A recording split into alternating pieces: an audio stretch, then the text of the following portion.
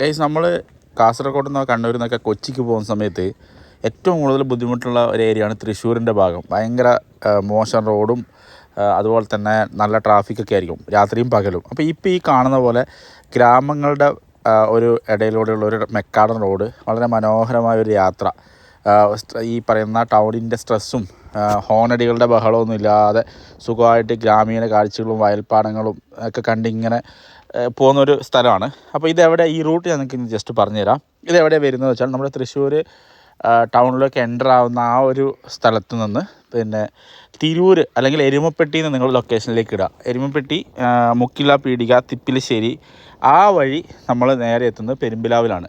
പെരുമ്പിലാവിൽ എത്തിക്കഴിഞ്ഞാൽ നമ്മൾ നോർമൽ ഹൈവേയിലായി. പക്ഷെ അപ്പോൾ നമുക്കുള്ള ഗുണം എന്ന് വെച്ച് കഴിഞ്ഞാൽ നമ്മളിപ്പോൾ ഈ പറയുന്ന മേജറായിട്ടുള്ള ട്രാഫിക്കും റഷായിട്ടുള്ള ഏരിയയെ ഒഴിവായിട്ട് ഈ കാണുന്ന രീതിയിൽ വളരെ മനോഹരമായിട്ടുള്ള ട്രാഫിക്കോ കാര്യങ്ങളോ ഒന്നും